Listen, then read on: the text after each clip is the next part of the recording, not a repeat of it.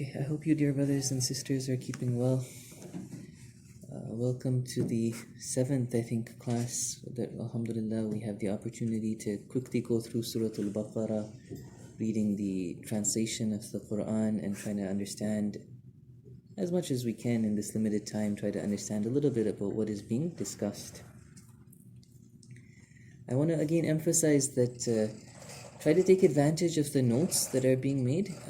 There's a lot there that is not going to be in the classes that we are doing. Okay, so naturally, because of our limited time, we can't cover so much in 1 hour. There's interesting linguistic points that are there as well. So at times, welcome. At times, people who have not studied Arabic, it's hard to maybe really benefit from the Arabic directly of the Quran, but still, just learning some of the vocab and why certain words are used as opposed to other words is really interesting, and inshallah that can help us in our understanding of the Holy Quran. So for example, one of the words that comes up a lot, it comes up in these pages, are different words for a sin in Arabic. Okay, so sometimes we have the word itham that is used in these pages that we're looking at today. Sometimes we have the word khata. Sometimes we have the word jurm. And sometimes we have the word dhanb. So just an interesting point. All of them mean a sin, but there are subtle differences between them.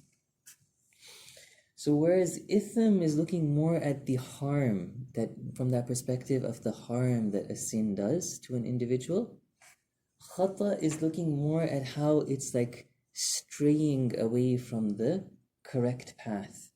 So khata is used for a mistake. For example, if you're like shooting an arrow and it goes away from the path that you meant to aim at, it would be called a khata. Whereas jurm is to do with like cutting off something. And so the idea is a sin is cutting you off from Allah. Dhanb, on the other hand, the last one, is used for a tail of an animal. And so here the idea is that there is like some evil consequences of a sin. Sometimes these words are very important. For example, in the beginning of Surah Al-Fatah, Allah tells the Holy Prophet that we have given you this victory, referring to the Fath of Makkah. Inna fatahna laka fathan mubina liyaghfira laka Allahu ma taqaddama min dhanbik. So that Allah can do ghufran of your dhunub. So as Shias who believe in ismat of the Holy Prophet, this is a problem, a question that the Prophet didn't have any sins. What does it mean? And one of the very beautiful explanations that's given goes back to the root meaning of the word dhanb that I just mentioned, that dhanb doesn't necessarily just mean a sin in terms of not following the Sharia, which of course the Holy Prophet ﷺ never did. He didn't commit a sin. But it has to do with the evil consequences of somebody's actions. And so in that sense, Allah is saying that by the victory of Makkah, we have given you, the Holy Prophet, such power that the consequences of your opposition to the Quraysh, those negative or dangerous consequences that might have happened, now you are saved from them. So I just want to illustrate how at times knowing the subtleties of these words helps us in kind of getting a deeper understanding of the Holy Quran. Anyway, so that's just also an encouragement that if you guys get a chance to look at the notes that are up on Google Drive. One of the sections of those notes pertains to vocabulary and linguistic points as well. In any case, today, inshallah, we want to look at some pages 31 to 35 of Surah Al-Baqarah. Page 31, which is verse 197, is actually continuing a discussion about Hajj that started in the previous verse. So there was a lengthy verse at the bottom of page 30, verse 196, that starts off with this, وَأَتِمُّ الْحَجَّ وَالْعُمْرَةَ لِلَّهِ. And so just prior to kind of looking at these verses quickly, I wanted to talk a little bit about Hajj. And in order to understand these verses, we do need to have a bit of an understanding of Hajj and the rituals of Hajj and some of the kind of terminology that is being used for Hajj. So very quickly, in Islam, first of all, we have 3 different types of Hajj. One is called Hajj Tamatta'u, and I'll mention why that's probably the only one we're ever familiar with. The other 2 are called Ifrad and Qiran. Okay, so in terms of the Hajj that becomes wajib on a Muslim, that once in your lifetime you need to carry out that Hajjatul Islam or Hajjatul Islam, for people who live close to Makkah, in this diagram that if you look on the TV, this is the city of Makkah, and then Mina is close to it, and Mash'ar or Muzdalifah, we'll talk about this. They all fall within an area called the Haram al-Makki. This Haram is different from Masjid al-Haram. It's a kind of holy area around the city of Makkah that has special rules. But if you look at this circle encompasses a larger radius. Anybody who lives within this circle, according to the Sharia, the Hajj that becomes wajib on them is one of these 2, Hajj of Ifrad or Qiran.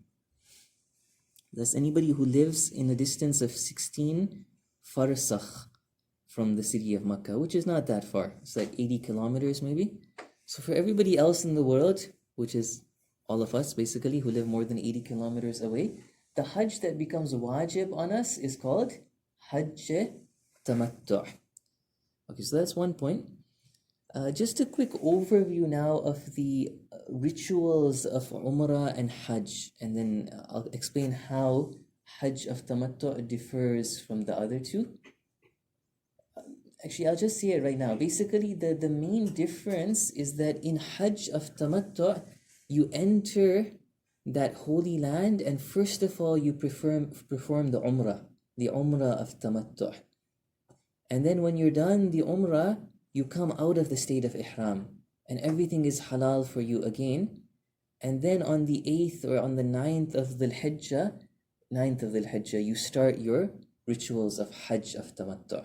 Okay, so first there was Umrah, and then there was Hajj, and there was a period in the middle where all things are halal for you. You can take pleasure in the things that are halal, and Tamattu' comes from that word, pleasure. Okay, so that's the idea that's how Hajj and Umrah Tamattu' work. But in Hajj Ifrad and Qiran, there's no Umrah. It's just the rituals of Hajj. There's other subtle differences to do with like the Qurbani, to do with the Dhibah. But basically, Hajj and Ifrad and Qiran, they don't have Umrah as part of it. These people are already living there in Makkah, and basically they would later perform Umrah. When they're done their Hajj, if they haven't performed Umrah is also wajib on everybody once in their life. And so people who live close to Makkah, they would perform Hajj of Ifrad or Qiran, and when they're done, they would perform the Umrah. But it's not one thing together, the way the Hajj and Umrah Tamattu' is one thing together. Very quickly, an overview of the rituals. In Umrah, we do Ihram, then we go to Masjid al-Haram and we do Tawaf, and then we do the 2 rakat prayer after Tawaf. Then between Sa'i and Marwa, just close here, you can see in this picture, close to the Masjid al-Haram, close to the Holy Kaaba, there are these 2 mountains, Safa and Marwa, where we run back and forth. That's called the Sa'i, which we had a verse about this in one of the previous sessions, which was saying that there is no sin upon you to do the Sa'i. And we explained what that means, that it doesn't mean it's optional. No, Sa'i is a wajib part of the Umrah and the Hajj. And then at the end of it, the person doing Umrah, if it's not part of the Umrah Tamattu', if it's just another Umrah, so you know, right, that Umrah can be done as part of the Hajj, Umrah Tamattu' that's called, or Umrah can be done any time in the year by itself. That's called Umrah Mufrada. Mufrada meaning by itself. Anyways, at the end of it, to come out of the Ihram, somebody would do Taqsir. Taqsir, I think, means they just cut their nails or cut a little bit of the hair. But in terms of the Hajj, so the person going for Hajj, basically on the 9th of Dhul Hijjah, they would they would already be in the city of Mecca, and they would then head out to Arafat. So they would go far away. As you now look, if you look back on the TV here, Arafat is the furthest away of these cities that are part of the rituals of the Hajj. Arafat is in fact outside of the holy sanctuary, the Haram-e-Makki. So the first thing the Hujjaj would do after wearing the Ihram, this time in the city of Mecca, is they would go to the land of Arafah, and they would spend the 9th of Dhul Hijjah there in Arafat. And then they would come back on the night of Eid, on the night of the 10th, they would come back to start heading back to Mecca. And the first place they would come to is called Muzdalifah. In the Quran, these verses we're going to look at, this land of Muzdalifah is known as Mash'arul Haram. And this process of going to Muzdalifah is known as Ifada. Okay, it comes in the verses that we're going to be looking at. It's just like a word like to flow out. Is because all these people together are moving from one land to another. There is this kind of term that's used, thumma afidu. Okay, we'll see it in the verses we're looking at, that kind of flow out from Arafat towards the land of Muzdalifah. So the Hujjaj would spend the night of the 10th of Dhul Hijjah, that's the night of Eid, in the land of Muzdalifah. And then the next few days they are primarily in the city of Mina. Okay, so on the day of Eid, they have to do rami, that means throw stones at one of those big pillars, the biggest one. And then they have to do the qurbani, they have to slaughter an animal. And then they have to, for men who are on the Hajj for the first time, they have to shave their head. All that happens in the land of Mina. And then for the next 2 nights or 3 nights, and again, we're going to see this in these verses we're looking at. For the next 2 nights or 3 nights, they have to spend the night in Mina. And during the daytime, on the 11th and 12th of Dhul Hijjah, they have to go and do the rami of all the 3 jamarat. So whereas on the 10th, you only throw stones at the biggest one, now on the 11th and 12th, you have to do the rami, throwing the stones at all of the different jamarat, these kind of pillars, or nowadays it's like a huge wall that the Saudis have made it into. You have to go and pelt stones at that wall. And then at the very end, you can head back to Mecca, or you could even do this on the 11th or 12th, head back to Mecca and finish the other remaining rituals of the Hajj. So there's the Tawaf of the Hajj, and then again there's there's also something called Tawafun Nisa that I didn't write, that you would need to do at the end of it. So there's a few other rituals back in the city of Mecca you need to do. Either you can do it after you've spent the 11th and 12th in Mina, or you can do it in the middle. Go to Mecca, do those remaining rituals, and then come back to Mina and spend the night in Mina. But on the 11th and 12th, it's very important that you spend the night in the city of Mina. If you don't have any questions, this is just a very high-level overview. Those of you who have been to Hajj, you know this. Inshallah, this will be important for understanding these verses. And 4 corners that set the boundary of the Haram. Yeah. How did they kind of come about, or how have they set it? That's not. And my understanding is a lot of these things predated Islam. This was like, these rituals were there from the time of Nabi Ibrahim. Of course, they were then mixed with shirk. But this concept of the Haram-e-Makki was there, I think, even prior to the Islam. And so it's there in Hadith as well, I think, that like this land is the end of it. These names probably, Ju'arana, Hudaybiyah. I think it's more complicated than this. It's not just 4 corners. There's another map I can show you. Yeah, right here. This is the actual proper map of it. Okay, so like, for example, one of the laws of the Sharia differ over here. One of the laws of the Sharia is that like you cannot punish somebody who commits a crime and then seeks refuge in this land. Okay, if they commit a crime in this land, you can punish them there. But if they commit a crime outside and then they come to Mecca, you need to somehow coax them to come out, and then you can punish them. It has a whole bunch of rules of its own. One of the rules is that you need to be in the state of ihram to enter this land. You're not allowed to just go in. It's like a disrespect to the Kaaba to just go towards this blessed land without entering the state of ihram. Okay, with that, in the interest of time, let's go back to these verses now. So we'll start with verse 196 at the bottom of page 30, which is beginning a discussion about Hajj and Umrah. So it's saying, first of all, that perform the Hajj and the Umrah for the sake of Allah. And then, okay, so there is another discussion I didn't mention here. That's a discussion in fiqh about what somebody has to do if they are prevented from completing the rituals of the Hajj. So they started, let's say they were in Makkah, they put on the ihram, they went to Arafat even, and then they fell terribly sick. They didn't have any strength to continue the rituals of Hajj. In that situation, they just need to do a qurbani, do that, offer that sacrifice, and shave their head, apparently, if it's the first Hajj, I guess, for a man.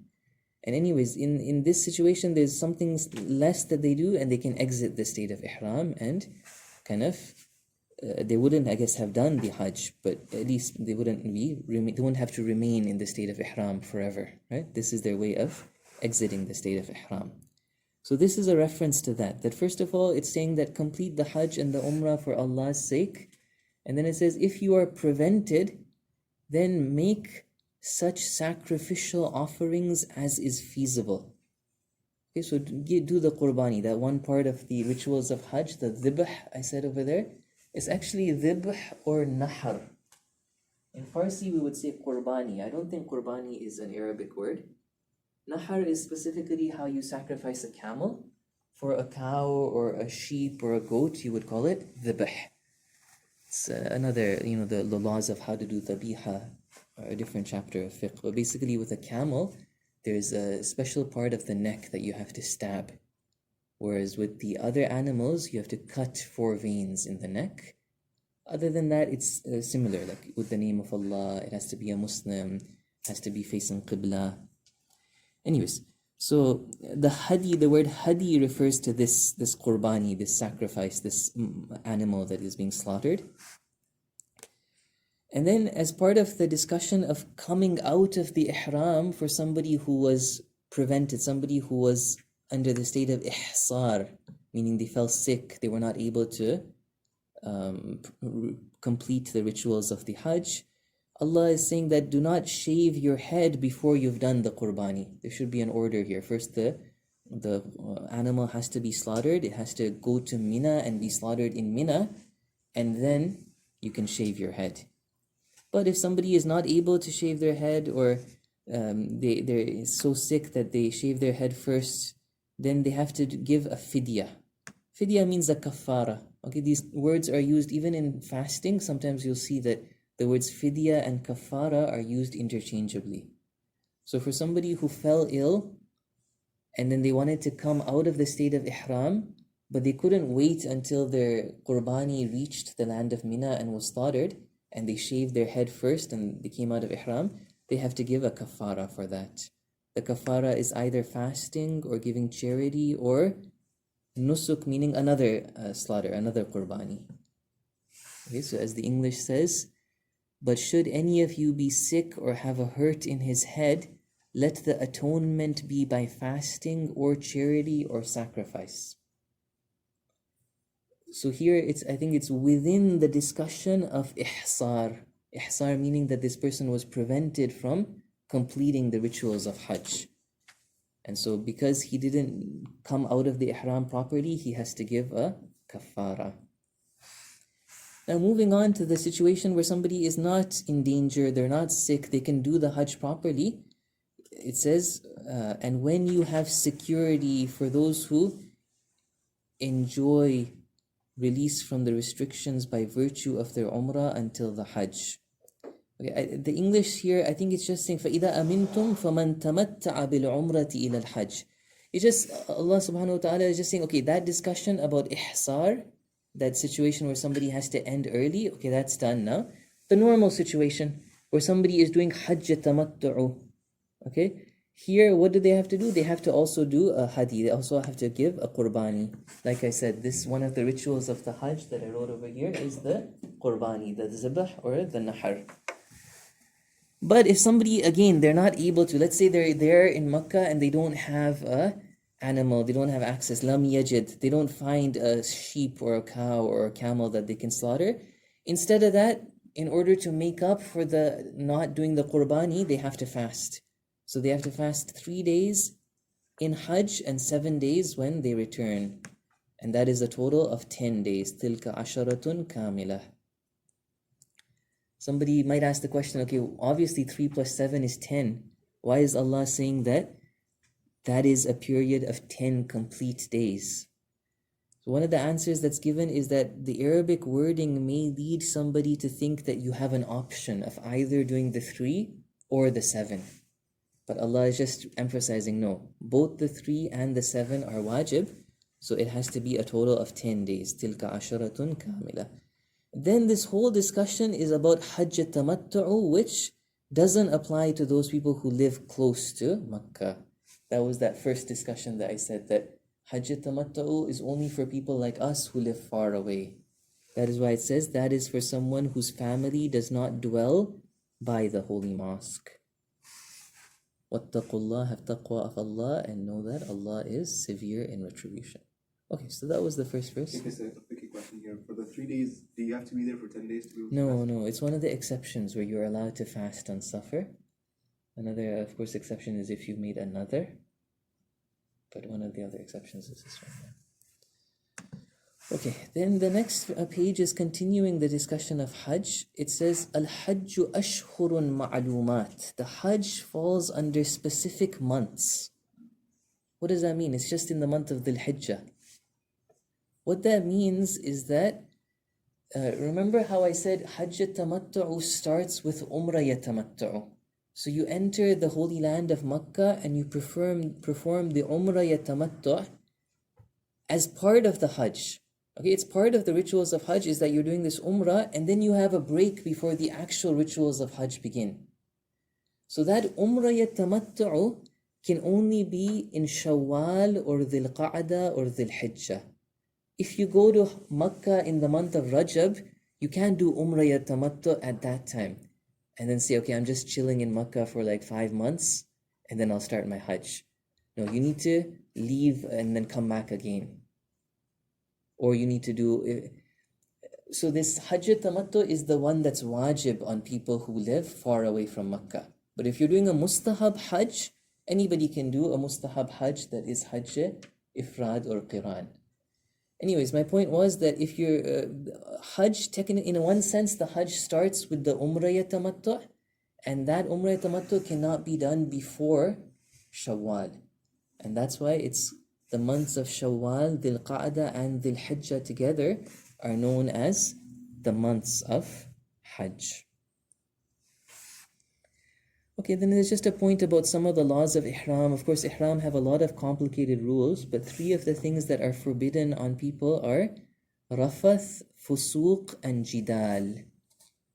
Rafath is referring to conjugal relations, basically. It's a very modest way. It's not a very explicit word, but it's clear that that's what it refers to. Fusuq meaning... I'll check... Yeah, I think it means like swearing. So fusuq is used for different like transgression and sin. Definitely one of the things that's forbidden in Hajj is to do a qasam by the name of Allah. And so I think when it says jidal, that is what is referred to. Well, here it's saying that it refers to leaving the Hajj altogether.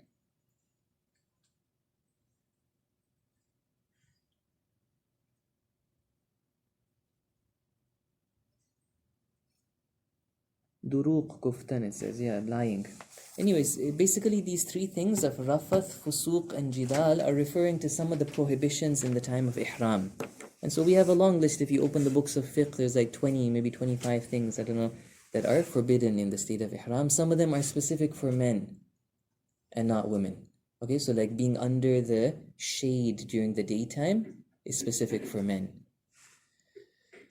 Okay, then despite this discussion of Hajj, Allah is beautifully reminding people that, even there, shaitan is there in Hajj, and we need to, at the end of the day, realize that the goal is taqwa, and the goal is to, use these acts of worship to go closer to Allah.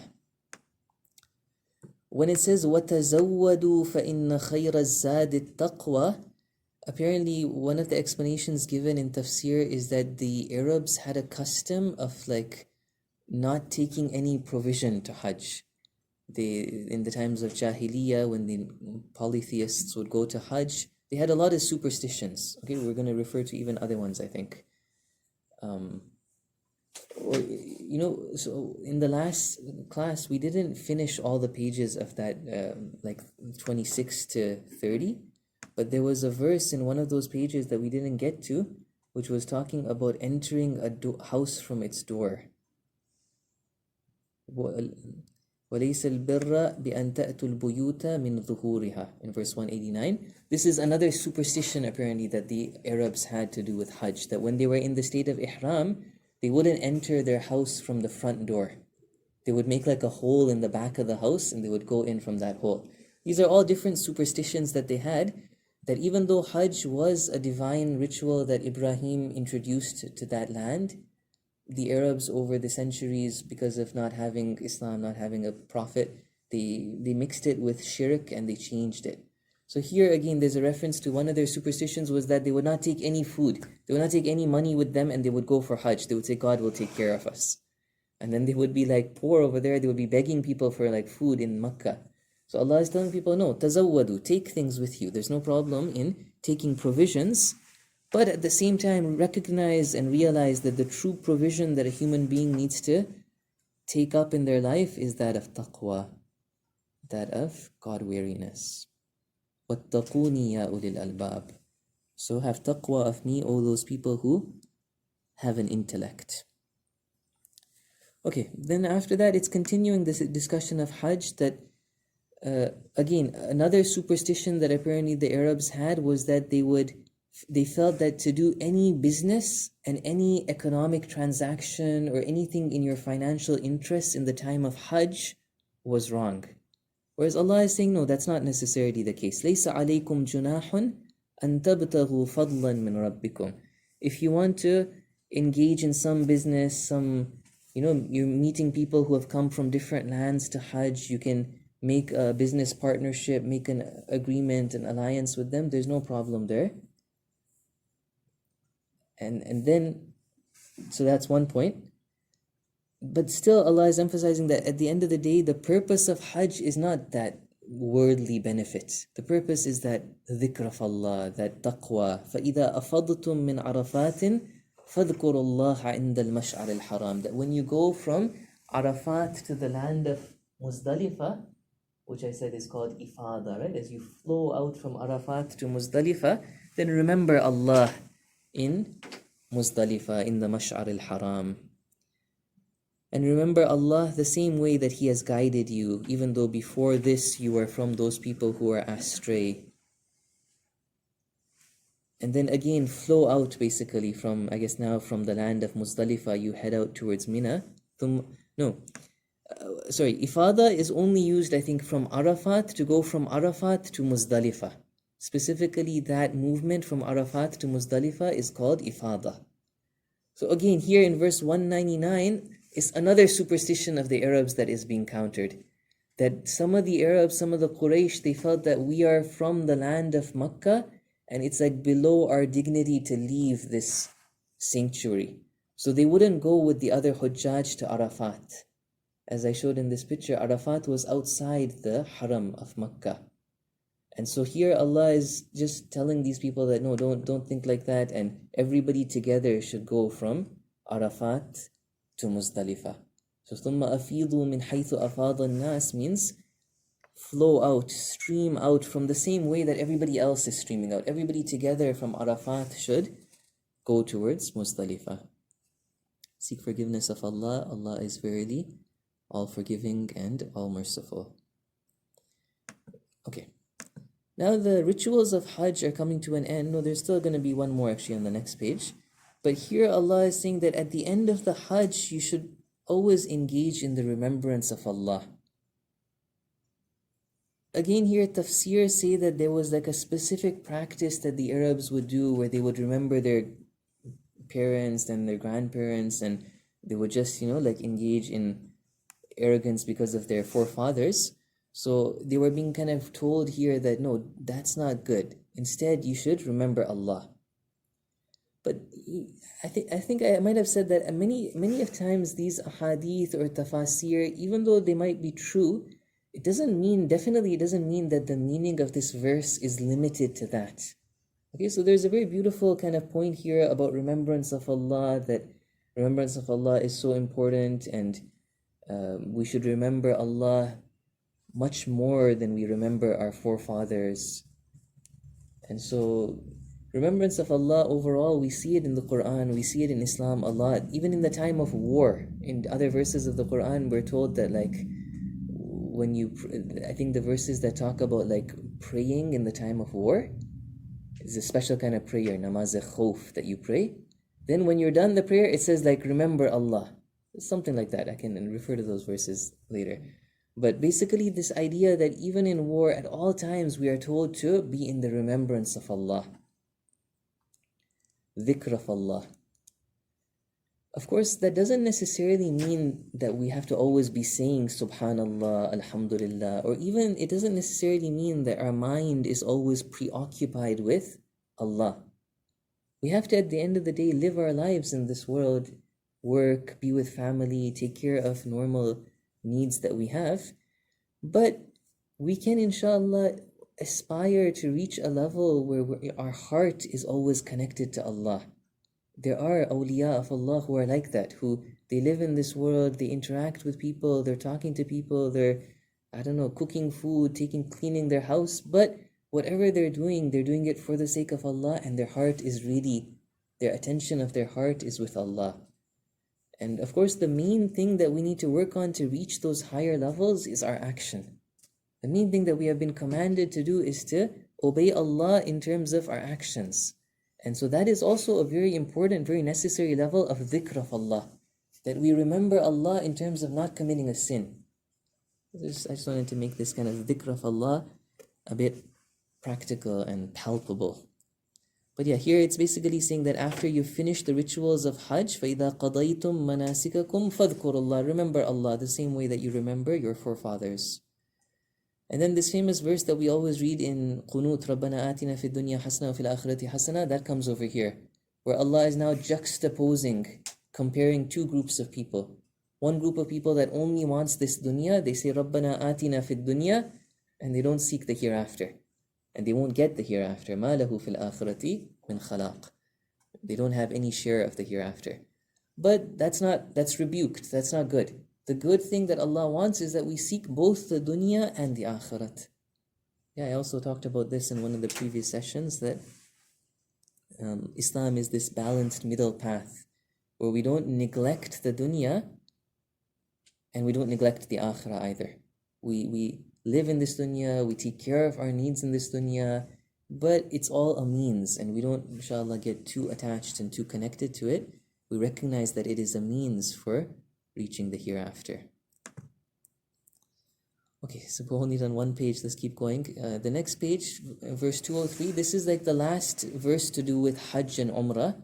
Here it's referring to those last 2 or 3 days. So on the 11th, on the night of the 11th and the night of the 12th, those Hujjaj who are there in the land of Mina, in the land of Makkah, that area, they have to spend the night in Mina. Okay, this is one of the rituals of Hajj. One of the important parts of Hajj is the Baytuta in Mina.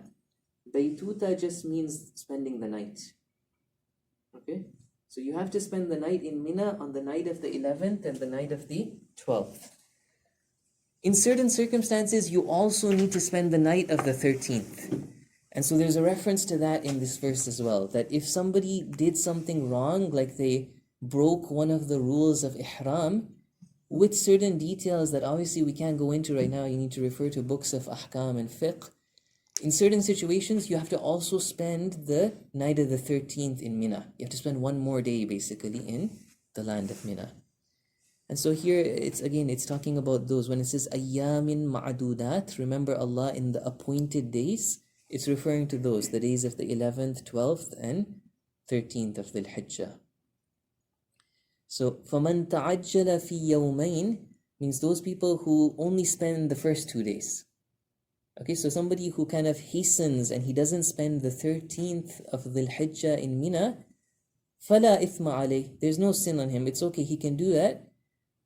Or if he wants, he can take it easy and spend one more day in Mina. فَلَا إِثْمَ عَلَيْهِ, either option is okay. لِمَنِ اتَّقَى, for somebody who, here again, Sayyid Quli Qarai has translated it as God-weary. One of the previous sessions, I made a point that it doesn't always mean God-weary. Here, apparently, لِمَنِ اتَّقَى means for somebody who followed all the rules of Ihram. Okay, he avoided those things that were forbidden in the state of Ihram. He didn't do anything wrong. He can just spend 2 days in Mina and then he's done his Hajj. I mean, he needs to go do the Tawaf al-Hajj, Tawaf al-Nisa if he hasn't. But he doesn't need to spend the 13th of Dhul Hijjah in the land of Mina. Whereas somebody who was not liman ittaqa, somebody who broke some of the rules of the Ihram in certain circumstances with certain details that you can get from the books of fiqh, he would have to spend the 13th as well in the land of Mina.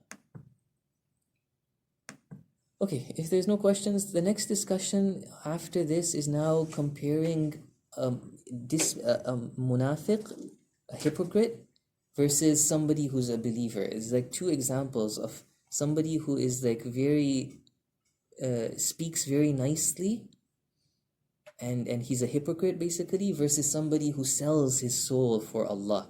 He does everything for the sake of Allah. So firstly it says وَمِنَ النَّاسِ مَنْ يُعْجِبُكَ قَوْلُهُ فِي الْحَيَاةِ الدُّنْيَا. From the people there are those who their talk about this world impresses you, but in reality they are the worst of enemies. If such a person were to rule, if they were to wield authority, they would cause corruption in the earth. Allah doesn't like corruption. Such a person is so arrogant that if you tell them to have taqwa, they would be taken by their conceit. Their arrogance would overtake them. And so such a person, their resting place is hell. That's one person that's being compared. On the other hand, we have somebody who sells their soul for the pleasure of Allah. وَمِنَ النَّاسِ مَنْ يَشْرِي نَفْسَهُ ابْتِغَاءَ مَرْضَاتِ اللَّهِ. Of course, in hadith, we have specific instances that this fulan munafiq was what the first one was referring to. There was somebody called Akhnas bin Shuraiq. Okay, apparently the munafiq who's being referred to is him. And undoubtedly you've heard in many different Shia and even Sunni hadith and books of tafsir, we have that this verse 207 is about Amirul Mu'mineen alayhi salam. That when he slept in the bed of the Holy Prophet, this verse was revealed. وَمِنَ النَّاسِ مَنْ يَشْرِي نَفْسَهُ ابْتِغَاءَ مَرْضَاتِ اللَّهِ. Okay, so that was one thing on this page. Then now the next verse is saying, "O those who believe, enter into silm. All of you together enter into silm." Silm, it said, it could mean submission to Allah, obedience to Allah, which is how it has been translated in English here. Enter into submission all together. Or alternatively, some people have said, no, it means peace. Enter into peace and, avoid unnecessary or haram kinds of fighting and warfare.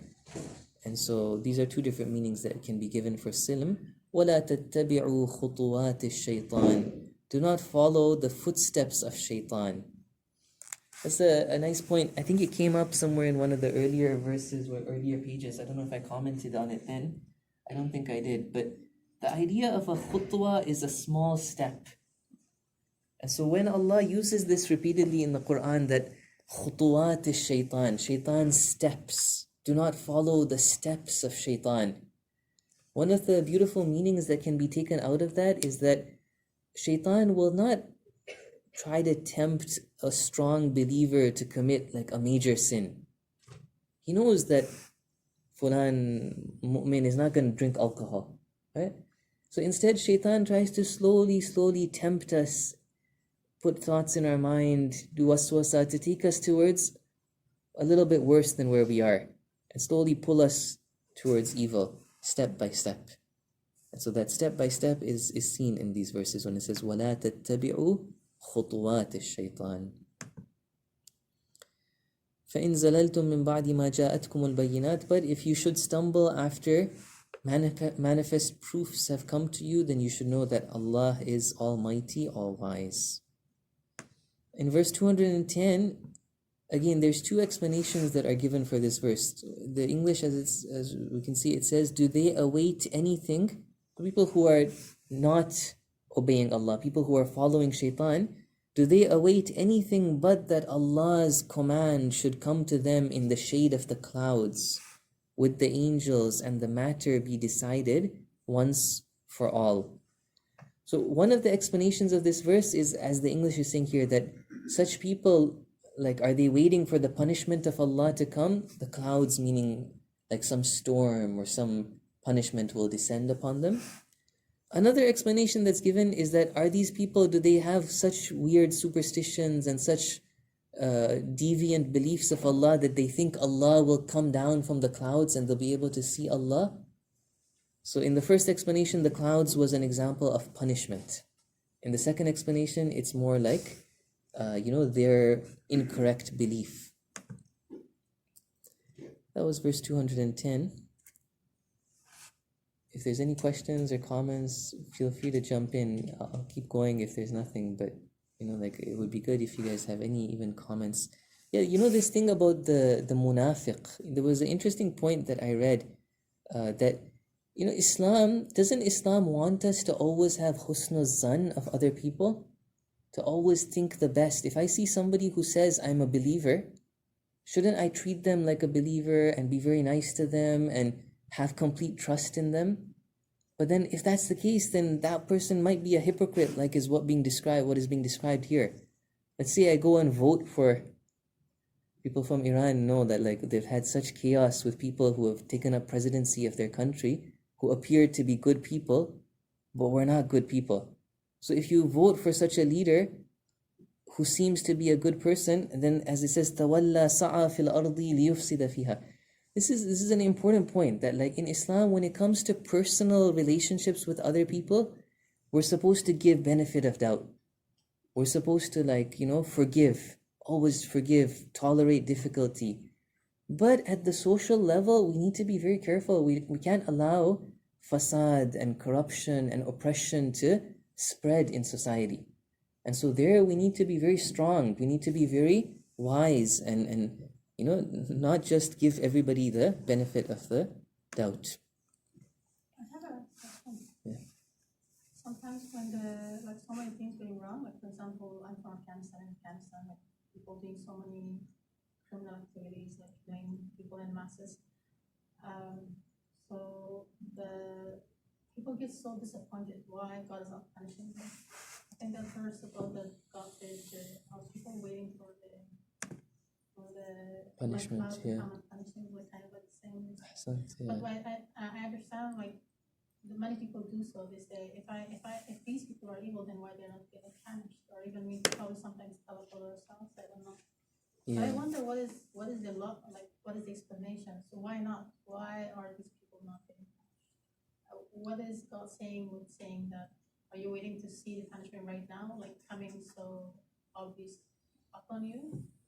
I would say, why not? What do you mean? What was the last point? Why not? What is the explanation? What is God referring to, saying that it's not going to come? It's not going to come so apparent, so obvious. I guess that what it's referring to is that that's not the way the sunnah of Allah is. He's not gonna. We have another surah in the Holy Quran that talks about past communities that were punished, and then it says, "Akuffarukum khayrun." It says in Surah Al-Qamar, it's after all those communities were punished, it's saying that you shouldn't think that the disbelievers in your time are any better than them. But why are they not being punished? There's some wisdom there. Am lakum bara'atun fi zubur. There's some immunity that has been given that nowadays that doesn't happen, that the punishment of Allah descends the way it used to.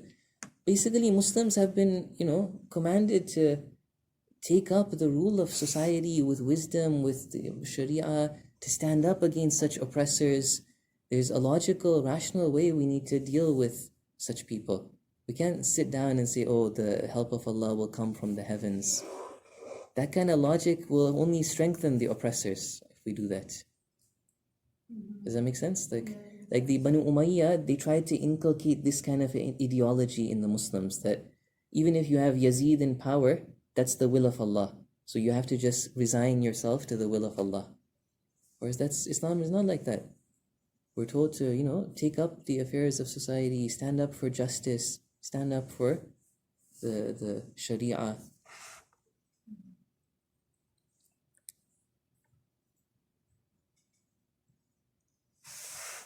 Okay, there's two verses here, verse 211 and 212, that are saying, go ask the Jews, the Bani Israel, how many blessings we gave them.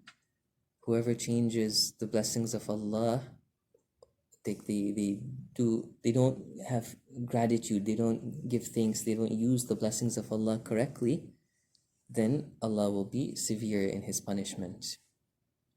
Another verse after that, 212, about this dunya, that for the disbelievers, the dunya has been made to look very beautiful, and they even mock the believers. So the kuffar, the world has been glamorized for them, and they ridicule the faithful. But those people who have taqwa, on the Day of Judgment, their truth will be revealed, and they will have a higher position. This next verse, 213, is a very interesting verse. It's a verse that talks about the history of human society.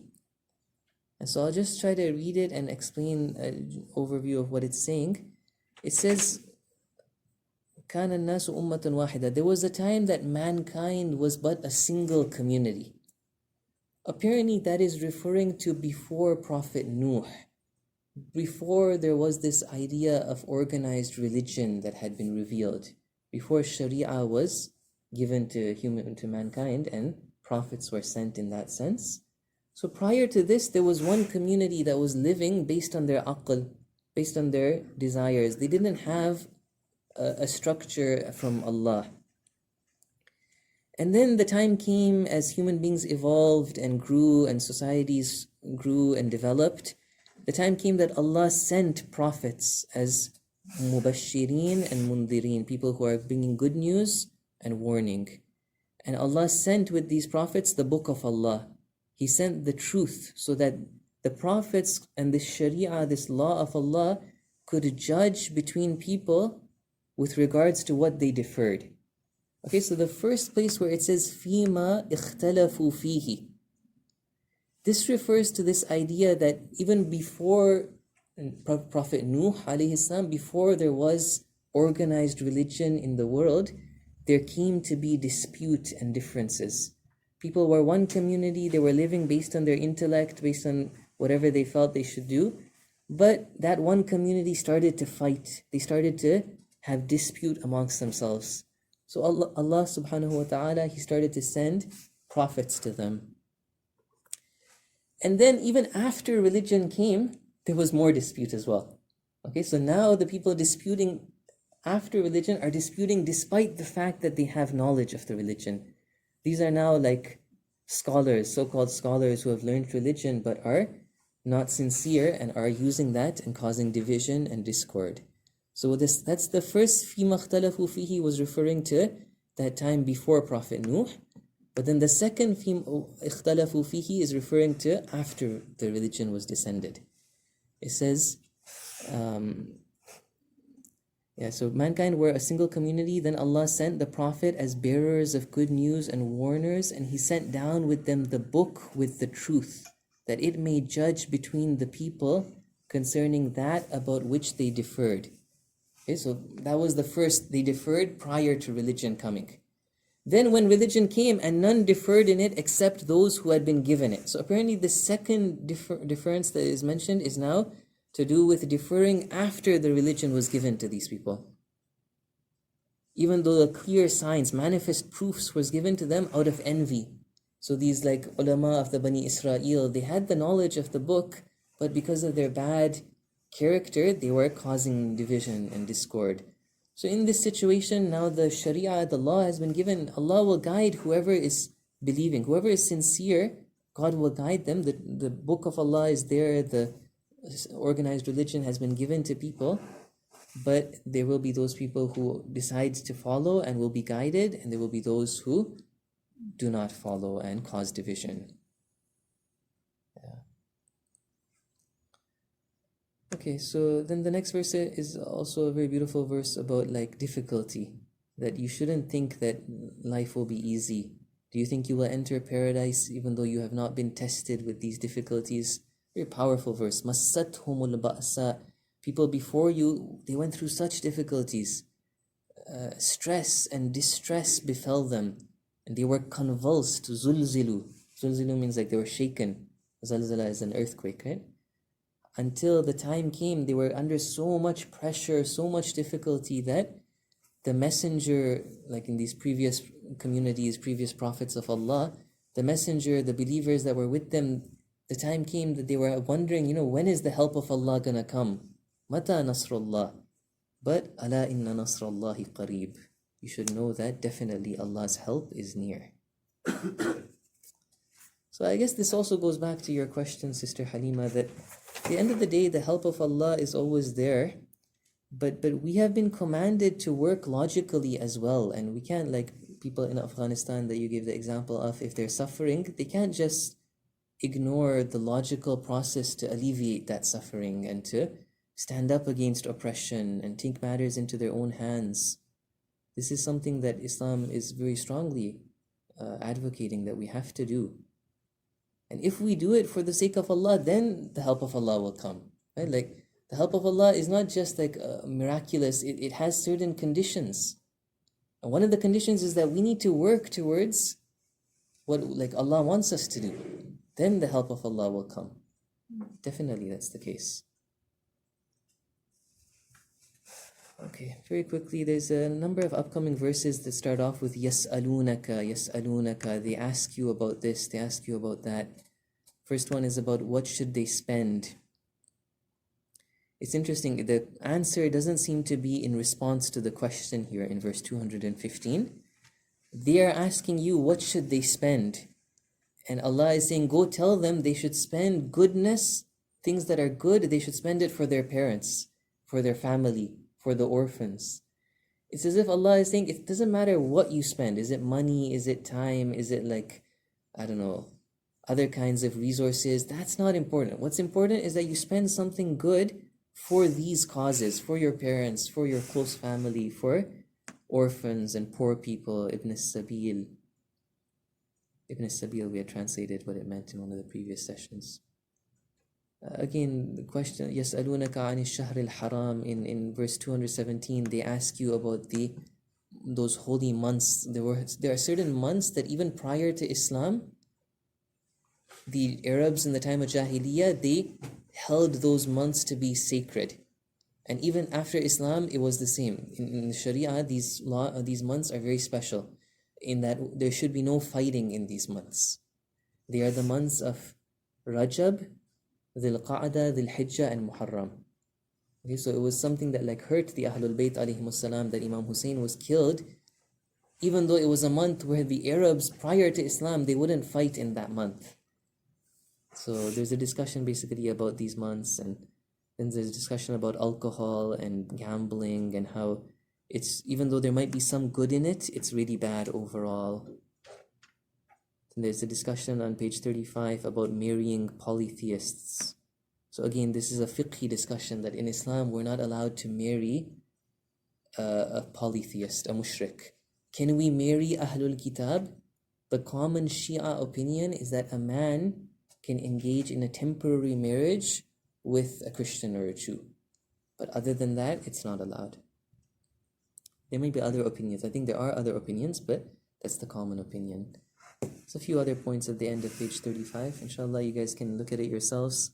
Again, I want to reiterate as we end this session that a few more sessions and this class will be done, and I don't want you guys to walk away with it with like nothing. Inshallah, as much as you can, try to read Surah Baqarah, think about it, look at the notes that have been put up. Inshallah, all these things together can allow the beautiful teachings of this surah to really remain with us after the class is finished, and we can benefit from it even more, inshallah. وصلى الله على محمد وآله الطيبين الطاهرين.